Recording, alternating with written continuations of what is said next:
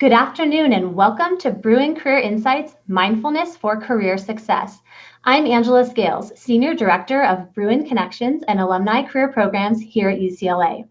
The Bruin Career Insights series is focused on bringing you alumni experts to discuss areas of career and professional development. Each and every episode in this series is powered by membership, so I want to say a special thank you to our Blue, Gold, and Life members for making events like this possible. Take a look at the live chat if you'd like to see how you can upgrade your membership. You can also use that live chat to ask any questions you have throughout the episode. Our featured speaker today is Holly Kuchmeshki. Holly earned her bachelor's degree in psychology at UCLA and went on to earn her master's degree at Pepperdine University's Graduate School of Education and Psychology. She then completed her doctoral coursework in clinical psychology at Azusa Pacific University. Holly's passion for education, psychology, and yoga led to the creation of the holistic, research-based academic coaching program known as NeuroObjectives. In addition, Holly is currently serving as an alumni mentor to multiple students in our UCLA Alumni Mentor Program. Holly, let's get started by having you share a little bit about your UCLA journey and how you got to where you are today.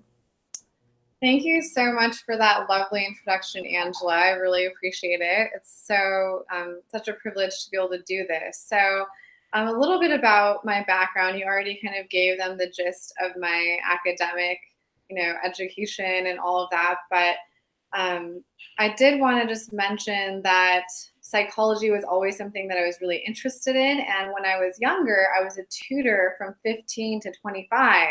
And so I really had this privilege of going into the homes of my clients. And even though I was, tutoring to kind of get myself through school, I also realized how, the family functions and how that dynamic between my students and the parents really impacted their growth and their learning. And it led me kind of to really appreciate the field of education in conjunction with psychology. And as I continued my doctoral level coursework, I also became really intrigued by the field of neuropsychology, which has an emphasis on the brain, its structure, and how it can impact our behaviors. And so as I was pursuing my training in my doctoral level coursework, I worked with peds, so like kids, teenagers, young adults, and I also did have some trainings in geriatrics, so older adults, 65 and older. So I had a really broad range of experience and really got to appreciate kind of the lifespan and how, we develop over time. And what really shifted the trajectory of my career, I'd say one big, transformational part would be I was in a car accident about my fourth year into my doctoral program, and I suffered a mild traumatic brain injury. And it was really the first time in my life that the world told me to pause. I was always this overachiever. I always worked in school. I also did, my practicum hours, which is like another job. I was in school full time, and I always exercised and tried to have do all. And it was this moment that life told me I could not. I had to stop. The doctor said I had to stop in order to help my brain recover. And for the first time, I was the patient. And I didn't really know what to do. It was really, really hard for me. And it was almost like a shift in my identity formation because I had so strongly associated who I was with what I was doing. And for the first time, I wasn't doing anything. I couldn't exercise for a couple months. I couldn't, I could only go to class. I was not allowed to go to my training at UCLA because it was a very high stress environment. And my physician told me that if I would have continued to do that, I would have, potentially increased the symptoms of the brain injury, which is a reduction in attention and concentration. And as a neuropsych trainee, a lot of what we do is very detail oriented. And so making mistakes is not okay because these are people's lives and you can't really do that. So I had no choice but to just be. And in that process, I really took the time to learn more about mindfulness because my physician actually was the one who recommended it to me. And even though yoga had been a part of my life probably since I was 18 or 19, I didn't really take it seriously until I was about 25. And then when this happened at 20, I think it was 27 or 28, I really dove deeper into the practice of breath work and meditation and kind of the philosophy behind yoga and what it really means, because we've really westernized yoga to be, that hustle, go, go, go, like do handstands and all the things that we see on Instagram, but there's a lot more to it. And so that actually really helped my own recovery. And I knew from that point forward that whatever I did with my education in psychology, I would want to integrate breath work and mindfulness, because I really couldn't separate the two if I felt like I was, in order to help my clients. I really think being in tune with our mind and our body is an imperative part of our growth process in whatever we're helping our clients with. So that shifted my trajectory, and I became certified to teach yoga. I also took a kids yoga teacher training, since I work mostly with children and adolescents and young adults. And, there I was, and I realized I also didn't want to practice neuropsychology in this conventional sense anymore. I couldn't imagine myself sitting, behind a desk and scoring and interpreting. And although it's really intriguing, I also wanted to be more involved in the lives of my clients. And so I took some time to really think about how I could integrate my passions, and came up with neuroobjectives and combined my experience in tutoring and the education world with my, neuropsychology background and yoga/mindfulness. And now what I do is I work with mostly adolescent and young adult students, and I help them with executive functioning skills, which is, involves a lot of our prefrontal cortex, which is the last part of our brain right behind our forehead to develop. And it's kind of what makes us human, because it gives us the capacity to have the higher order thinking, to be able to think analytically, to be able to make decisions, to have good judgment, to think about the big picture and all of those things. So it's really a blessing. That specific event really shifted my life, and I never thought I'd be, owning my own business and doing, the work that I do, but it's incredibly rewarding. And now, here I am sitting across from you, Angela, and about to discuss mindfulness. That's amazing. I love that the course of your journey and how it's affected, where your career has gone. So as we dive into it, what would you say? The term of mindfulness is obviously something that's, really prevalent. What is it defined as? So mindfulness is defined as, how I define it, which, there's variations, but for the most part is bringing our attention to the present moment, and with acceptance and non-judgment. So in order to break that down a little bit more is, from childhood, we're taught, pay attention, but no one is really there to teach us how to pay attention. And especially now with technology and our phones and the many external distractions that we have, it's a lot harder. So mindfulness actually teaches us how to attend to one task at a time and to be efficient with our time. So that's the first part of paying attention is really, really key, because, often internally our dialogue is not always very friendly to ourselves. And that doesn't mean we were like depressed or, have any kind of mental health challenge, but we're all normal and we're human.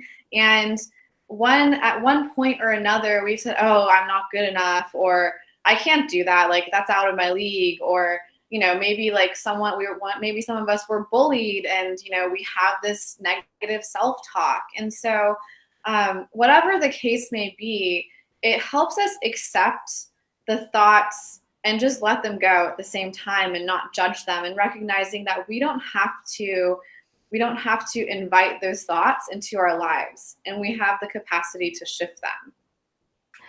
What happens to our bodies and our minds when we're stressed out versus when we're able to engage in mindfulness?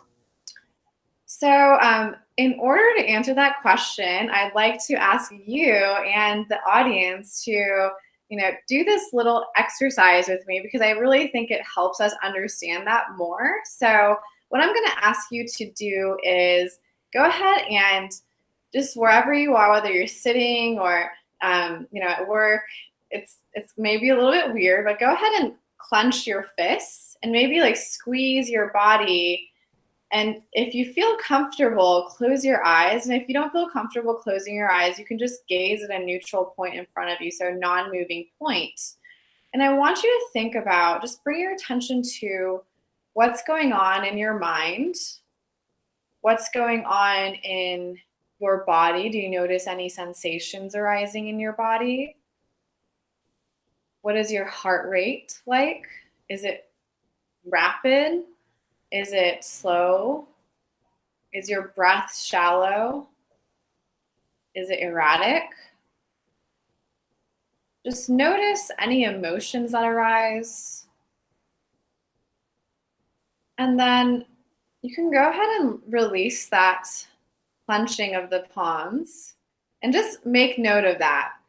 And from there, you can open your eyes for a moment. And now I'd like you to go ahead and kind of like slouch your body, like you are bringing your shoulders forward and your head is kind of like slouched forward and you're hunching your back and you're not sitting up straight. And again, the same questions. Notice what's going on in your mind, what thoughts may arise, any sensations that arise in your body, any emotions that come up for you. Notice your breath, your heart rate.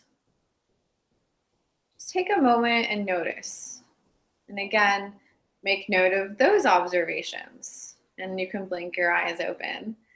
And the next posture I'd like you to just go ahead and engage in is make sure that your legs are uncrossed and your heart is over your hips, kind of like in this middle point, and your chin is slightly tucked forward towards your heart so that the crown of our head is reaching up towards the sky.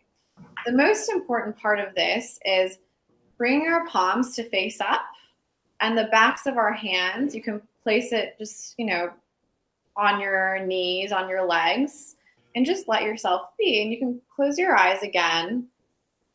And again, notice, what do you feel? What sensations arise as you do this? What thoughts pass by? Do you notice anything different about your heart rate? About your breath? Again, making a mental note of what that feels like. And then you can blink your eyes open one last time. I promise it's almost done. The last position that I'm going to ask you to engage in is bringing your palms together, like almost like a butterfly, and just putting it on your heart chest, and closing your eyes. And this time you can really feel your heartbeat. So notice what the heartbeat feels like. Notice the thoughts that arise. Notice your breath, the sensations that may come up in your body. And when you're ready, you can blink your eyes open. And thank you for engaging in that, Angela, and the rest of you. So I appreciate that. I really like to do demonstrations because, it's as simple as these subtle movements that can help us understand the way that stress works in our body versus mindfulness and compassion. And so the first posture that we did with our fists clenched, and the second posture with us hunched over, that is our body's response to stress. So a lot of us, maybe in biology or whatever our background, have heard of the terms fight, flight, or freeze. And this is like our fight or flight. It's that inner caveman in us, in our brain, that tells us to either fight or run away from this stressful experience, or do nothing and freeze and just hope that it goes away. And so, even though we're such evolved creatures, our response to stress actually hasn't evolved. So from back in the day when, hunter-gatherers had to run and fight for their food and it was a physical threat, our bodies still respond that way, which is not necessarily as helpful because we don't see those physical threats as much. People obviously do at times experience it, but now we respond to stress, to emotional stress in the same way. So if we're, a UCLA student and we have finals, our body responds to stress in this way. If we're, corporate, working in the corporate world, maybe an attorney, and there's constant deadlines and depositions and high stress environment, our body still responds to that in that way. In LA traffic, those of you who are in LA,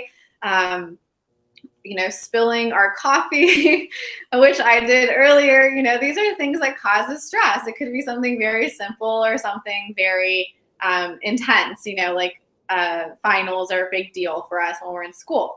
So what happens to our mind and body is that if you notice and you think back to when you were like this or like this, maybe you noticed your heart rate was moving rapidly. And a lot of times it's the chest breathing.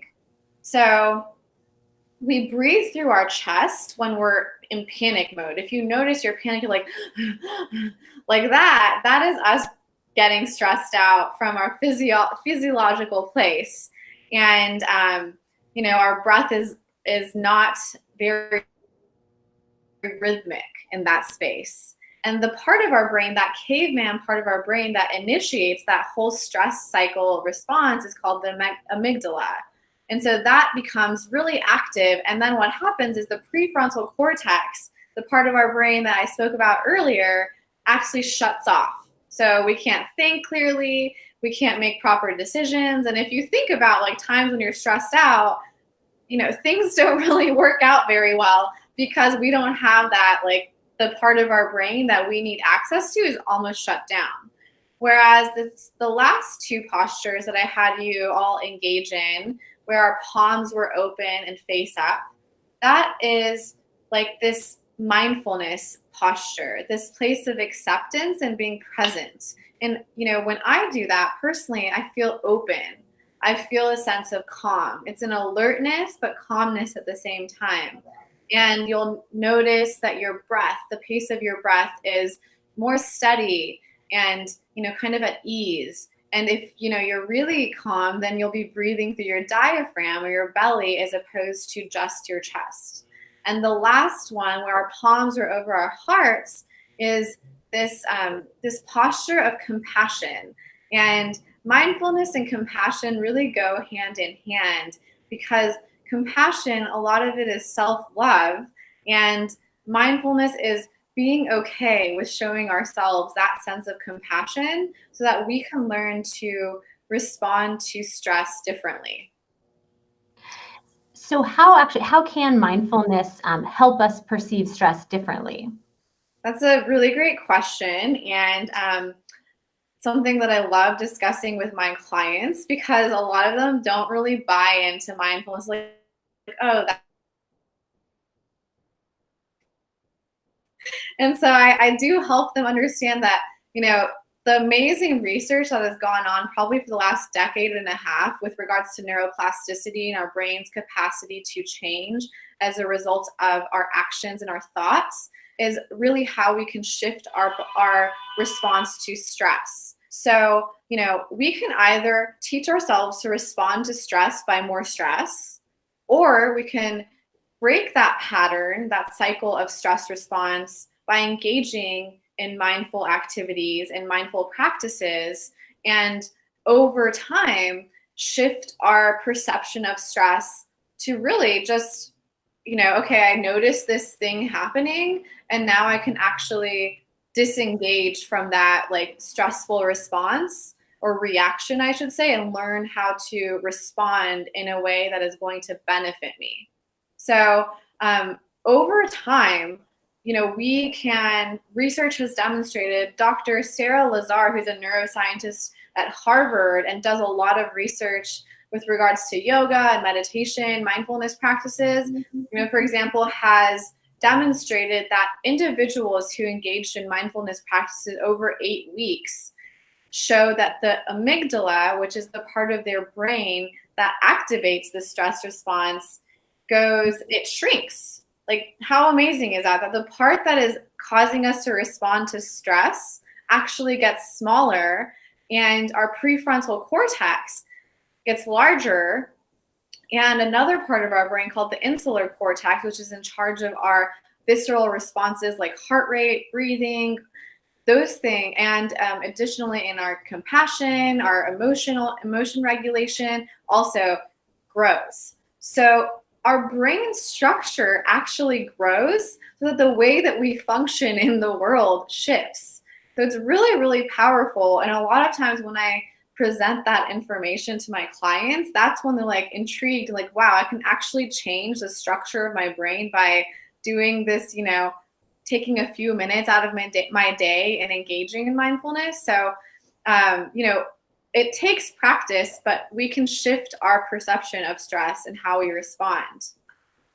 So what would you say are some of the myths out there about mindfulness? I'd say some of the myths are, that like it's a passive kind of activity. It is not passive at all. It's something that requires us to actively pursue it. So, we have to make the time to take, to do different mindfulness activities. I'll get into kind of formal versus informal mindfulness, but it's very active. It requires us to put effort. It's not just something that we can just be like, okay, I want to do mindfulness and then not really engage it. So it's a very active process. Another myth I would say is that, what I'm blanking out, I apologize, is that it does not get rid of our stress. Life always has stress, but it does help us respond to stress in an optimal way. So as opposed to allowing our circumstances to predict our life course and our stress response, we take that control back into our own hands, and we can really cultivate a life that still has stress, but we don't feel the stress. So we can shift our response to it. And also, it doesn't get rid of thoughts. We breathe. I meditate every day. I still have thoughts, but it shifts our engagement with our thoughts. And I think that's really, really amazing because, again, kind of like I discussed earlier, we have a lot of thoughts and not all of them are helpful.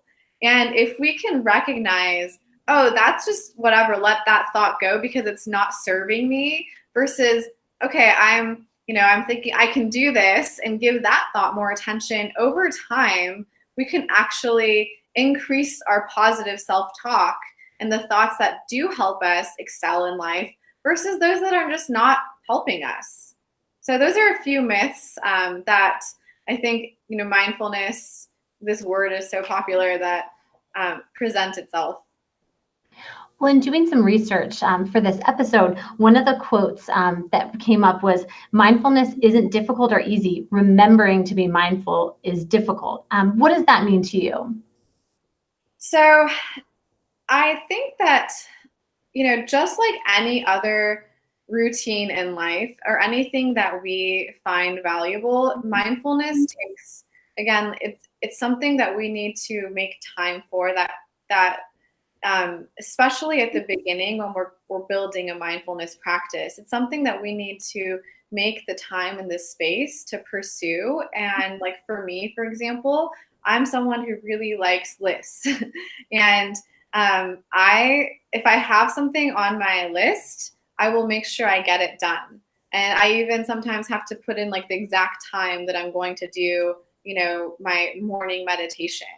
But I feel like it's that beginning process because it's not something that we're born doing. And if we're building a habit, the repetition of that habit is what helps us eventually make that an automatic part of our life. So it's the initial phases of integrating a mindfulness practice into our life really does require us to make the time and effort for it so that eventually it's just a part of our daily life. And we can't really think of our day without engaging in mindfulness. This topic was really popular among Bruins when we first sent out the invitation. And so we've gotten some really incredible questions from Bruins as well as in our live chat.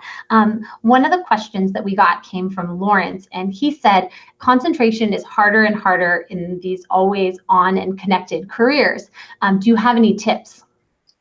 Yes, I do. So given my work as an academic coach, like concentration and focus is a really vital part of my role with many of my clients. And first, I would say, notice the internal and external distractions. So external distractions like our phone, maybe we have like 20 tabs open on our computer and, there's all kinds of background stuff. If you have, not all of us have control of that.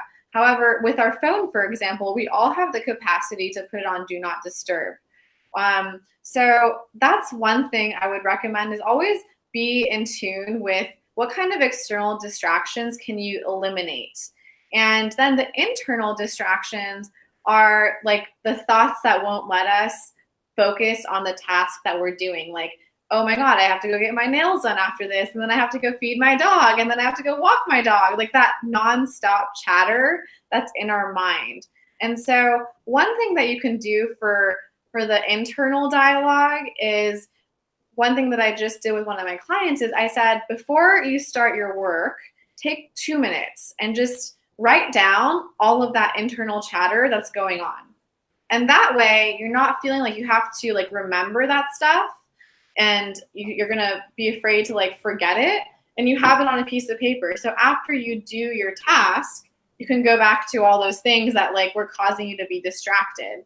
And then, again, is setting a timer can also help us really focus on one thing very efficiently. So, for me, for example, I like to time myself like for 30 minutes. Like I know for 30 minutes, I can attend to like if I'm writing my progress notes for my clients and I only focus on that. What the timer does is almost like a tangible reminder of this is work time. I'm only doing this one task. And once the timer's up, I can reward myself with my phone or, getting up and, having a snack break or whatever it may be. But during that time, I'm incredibly efficient. So those are a few tips that I would recommend with regard to concentration. Another really great question we got came from Ariana. She asked, applying for jobs is a stressful process that can easily discourage a person from continuing to try. What are some techniques you can recommend to not get bogged down? So I can definitely validate and understand how stressful it is to apply to jobs, especially in this market of the internet days. And, jobs are now available like nationally. So there's a lot of competition. I really believe in, positive affirmation. So one thing that I start my day off with is I, have a list of affirmations myself. And I know it sounds silly, but things like that continue to remind us that we are exactly who we're supposed to be and things will work out as they're supposed to work out, and just to kind of ground ourselves. And I really do believe that recognizing that every experience, like I don't even refer to not getting a job, for example, as the word rejection. I just feel like it's not right for me, and reframing those things, because rejection has such a negative connotation to it. And really, sometimes we're just not the best fit, and there's someone that's, more fitting for that position. And to recognize our strengths so that we don't forget that we do have the potential to get there. And it's just kind of this day-to-day process. And also it's just knowing that every day is a new day and being able to let go of the day and start fresh again the next day. And I think mindfulness, again, definitely plays a big role in that, because it does teach us to just kind of let go of whatever experience and not label it as positive or negative, so that we can really be productive if we're applying for a job or whatever we may be doing. We got some really interesting questions in the live chat. One of them was, what advice do you have for leaders who are looking to find a mindfulness moment in a large meeting where maybe staff or colleagues are being really negative? Well, so I'll talk a little bit about like formal and informal mindfulness, because I think a lot of us think that like we have, like, even though I personally believe that in order to establish a regular practice of mindfulness, like taking like 5, 10, 15 minutes in the morning or evening to do that is really important.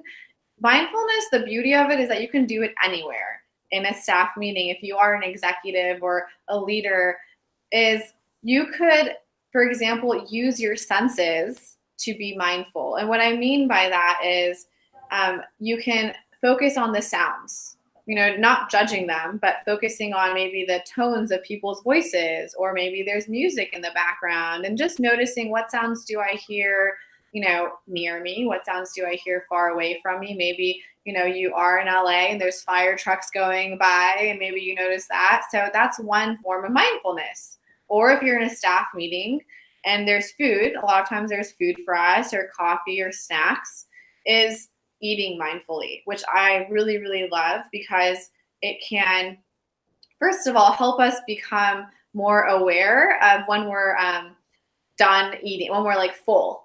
And so it reduces our binge eating, and it reduces kind of that negative connection to food. And we really only eat when we are hungry. So eating mindfully is really like observing the food, so looking at it, what colors, are on my plate, what textures do I see, and then engaging your sense of smelling, really like taking a moment to, wow, that smells spicy, or that smells sweet, or whatever you smell.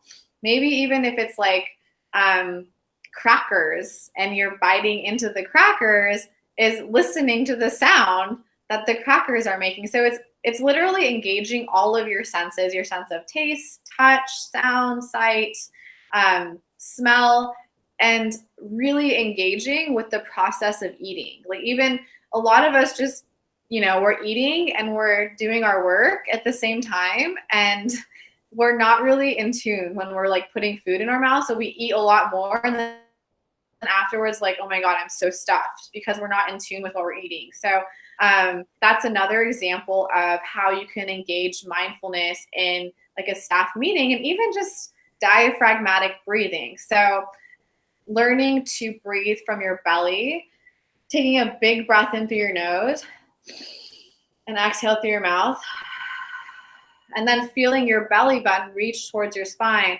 as you exhale, and your belly button reach forward as you inhale. And that the breath is really the most effective way of shifting us from our state of stress, the sympathetic nervous system, to our parasympathetic nervous system. So one of the questions that we got, kind of related to that last live chat question, I thought was really interesting, from Vicky. She had asked, how do you get the stressed out people around you to practice mindfulness?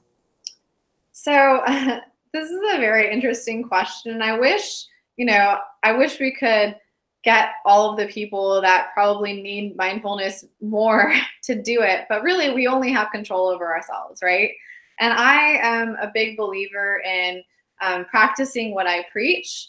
And so I think the best way to get those around us to be more mindful is to lead by example. And if you're a parent, for example, there's a lot of research demonstrating that mindful parents raise more mindful children, because it's like an energy. It's a way of being and feeling and being in tune.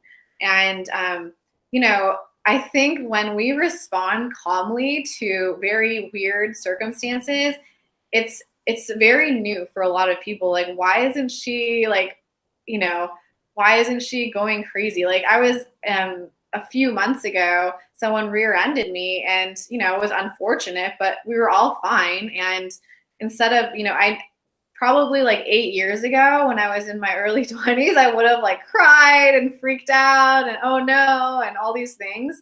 And it was like this aha moment of like, oh, this mindfulness stuff is working, because I just, we exchanged information. We made sure everyone was okay. We all went on with our day and it was fixed, So it's just by leading in that example, you'll notice people responding differently to you also, those stressed out people. Because I really think every relationship is reciprocal, whether we know it or we don't. How we respond to other situations is going to really shift how other people respond. So that would be my best advice, is leading by example. And also, if someone's curious, sharing what you do with them and not being ashamed to do it in your office, and maybe like bringing up discussion of, hey, like making workshops in the office around us. I think people are really open to mindfulness at schools now, in corporate places. There's a lot of yoga and meditation teachers that are now teaching at big offices. So if you have people that are interested in it, try to advocate for it and bring it into your workspace, or, whatever situations are causing more stress. Definitely. So a question that we got both in live chat and when alumni RSVP'd was around resources and things that you find helpful. So are there any apps or podcasts or books that you really recommend that you feel like have been helpful, or that you recommend people try? So I don't use apps, but I know a lot of friends do. Like Headspace is a huge one. And I have, a lot of clients who use Headspace. And I think when a lot of us are hesitant to try something, it's much easier to have an app like guiding us through like a 3-minute meditation versus us doing it alone. It can be very daunting to be like me, myself, and my thoughts for the first couple of times. So I know that Headspace is backed by research and has a lot of different ways of, like, it'll ask you a kind of a very brief survey. Why are you doing this? Are you doing this for stress reduction? Are you doing this for increased productivity? Are you doing this because you're having a hard time sleeping? And so all of those things, it'll take it into account and create kind of this profile for you that is specific to the needs that you want. There's also a book. It's called The Little Book of Mindfulness. I don't want to get up, but you can Google it. It's really, really cool. It's also written by a psychologist, I believe, and it's like a little pocket book. And throughout the book, at the beginning of the book, it kind of talks about when mindfulness started and why it can shift how we interact with the world. And it has all kinds of mindfulness exercises.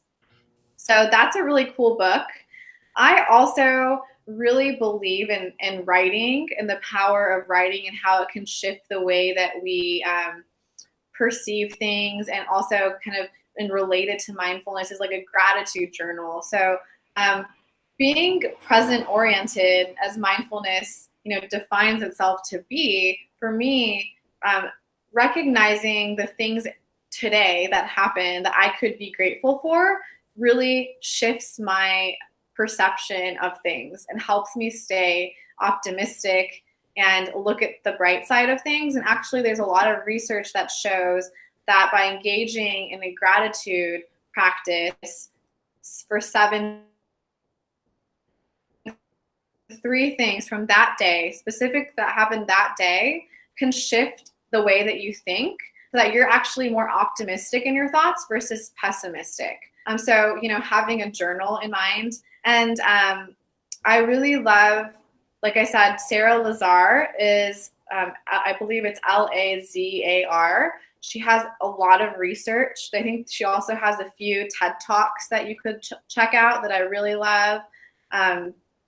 Christopher Willard, also another psychologist at Harvard, who mostly specializes with mindfulness and like children and families and teenagers, but has incredible resources in terms of different kinds of mindfulness practices you could do as a family with your kids, or you can just do on your own. And, there's these mindfulness like coloring books. If you love coloring, I'm someone who loves coloring. So I really appreciate just like, turning things off and just like really engaging in a coloring book, which is something that we do as a kid, and kind of awakening that inner child in us, which, if you look at kids, a lot of them are really present oriented. They only worry about like what's going on right now. We can really learn a lot from them. So those are just some resources, but I really think we have everything within us. Like if you are someone who has strong willpower, and once you make a decision to do something, you can stick to it. You don't need anything. You just need your breath. And I know a lot of people are like, oh, breath, meditation is so played out. There's a lot of ways to make it creative. Like you can literally imagine, like you're holding a mug of hot chocolate, and like just taking a big breath in and smelling the chocolate and then blowing it cool. And it's kind of like silly, but, making things interesting and different to, just bring us back to this moment. So those are just some resources, but I really think we all have everything that we need within us. I love those tips, and I too have tried the coloring book. I love that idea. One of the questions we got in the live chat that was particularly great, Tom asked, do you have a recommendation for mindful practice for organizational change, either at the individual level or group level? I would say to Tom, I would look into yoga/meditation instructors and have them come in at lunchtime, or maybe do a survey of the organization and see who would be willing to go. And I don't believe in making it a mandatory thing per se, because that's not how I roll. And I feel like when we force people to do things when they're not ready to do that, it only puts like a negative taste in their mouth. But like if half of the office is willing to go like for this 20-minute complimentary space of, just let go and relax at work, it's going to naturally create a sense of calm for those people. And then the people that aren't engaging in it might be like curious, like, wait, like, Sally is like way different, like she seems like she's having such a nice day after that mindfulness meditation practice. So I really believe in bringing, people that are experts in teaching meditation and mindfulness practice to the office. And it could be like a movement, because yoga isn't per se mindfulness. But for example, if you had someone just doing very mild stretches, if you don't have like a shower at the office, is you can make any movement, whether it's a sport or something, mindful by just noticing what sensations arise in your body. Just like we did at the beginning when I had you all engage in the different postures. So really by noticing, what does my body feel like when I do this stretch? What sensations? Do I feel a sense of tension or pain, or do I feel this openness? And just, noticing that. So that's what I would do on like an organizational level. And on an individual level, again, taking breaks and letting yourself go outside and go for a walk, during your break, instead of using the phone. And one thing that I really recommend is like a lot of times we're so used to going through like our Facebook feed or Instagram feed or email during our break, which really isn't a break. So every time I reach for that, if I'm in public or something, I try to allow that to be a cue. This is an opportunity that I can be mindful, that I can show up instead of shut off.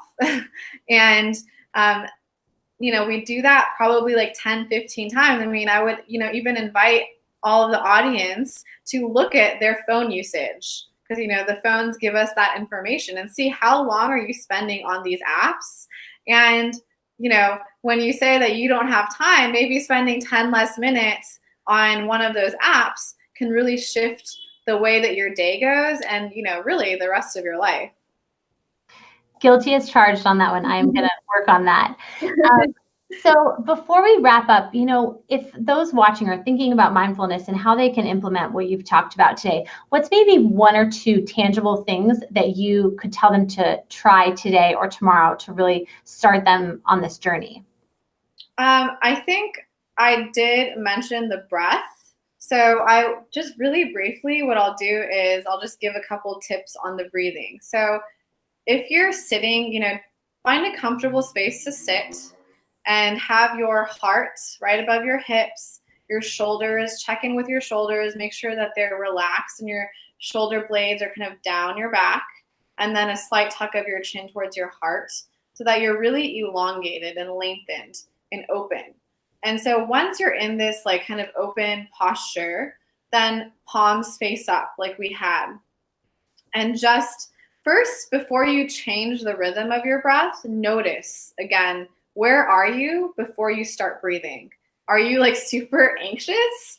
Are you, kind of like lethargic and exhausted? Like, where are you? And that really is a huge indicator. When we can become in tune with like, oh, I'm feeling this kind of way, or I'm in that about to moment. Like, and I call about to moments are like, I'm about to go crazy, or I'm about to burn out, I'm about to like fall. And if we can recognize that space between and just take a few breaths, then we may not get to that about to moment and, allow it to change the rest of our day. So what I'd say is once you're in that posture is then, I like to have my eyes closed. And even when you're first kind of learning how to breathe diaphragmatically, which is through our belly, is placing one palm on your belly. And then as you take a big breath in, feel your belly reaching forward and really try to slow the breath. And then as you take a big breath out, feel the belly button reaching back. So when we say deep breaths in yoga or any kind of meditation practice, it's not like, it's not like that. It actually is referring to slow breathing, rhythmic breath, a controlled breath, because the more we can learn to engage in slower rhythmic breathing in any circumstance, especially in uncomfortable circumstances, the less we will react to circumstances and the more we will learn how to respond to our benefit. So the breath is the quickest way to get to a place of, like kind of that Zen calm space. Another practice, is, for example, I have this like sound bowl. It's a very baby one, but, it's just noticing the sounds again.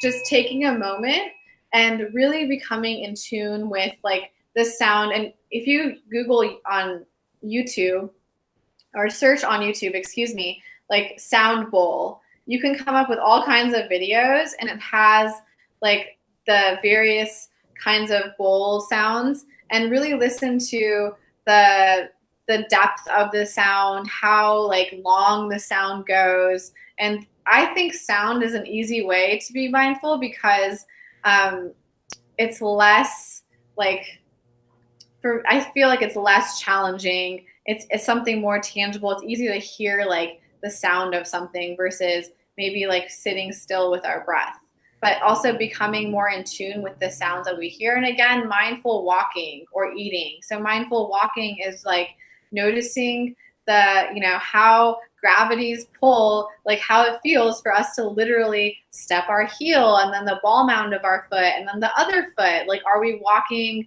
like, is one shoulder up, and just being in tune with the movement as we walk. So really anything can be turned into a mindfulness practice, I feel like. And that can, seem a little bit crazy, but I also hope that this sense of optimism that anyone can do it. And it doesn't need to be formal, like I sit, on my meditation mat in the morning and, breathe for 15 minutes. I like doing that, but it can be informal. It could just be when you're waiting in line to get your books from like UCLA bookstore. It could be like when you're outside at the food truck during your lunch break and, just like looking at the board and observing, or maybe just you start noticing the flowers and the weather of, where you are, whether it's sunny or it's snowy, and kind of just appreciate the things around you, and bringing yourself back to the present. So recognizing when you are future, thinking in the future, or when you're, thinking in the past, and having that awareness to be like, oh, like I'm not here right now, and being able to just bring yourself back to your breath. That is such excellent advice. Thank you, Holly, for this great discussion. We are grateful for your insight and such practical advice on mindfulness. To everyone who's watching, thank you again for joining us and participating in the discussion. If you missed a portion of today's event or you want to share it with others, you can find the recording on the UCLA Alumni YouTube channel. And don't forget to send us your ideas for future topics and speakers. Is there a specific career topic that you'd like to learn more about? Send us an email. Our address is careerprograms@alumni.ucla.edu.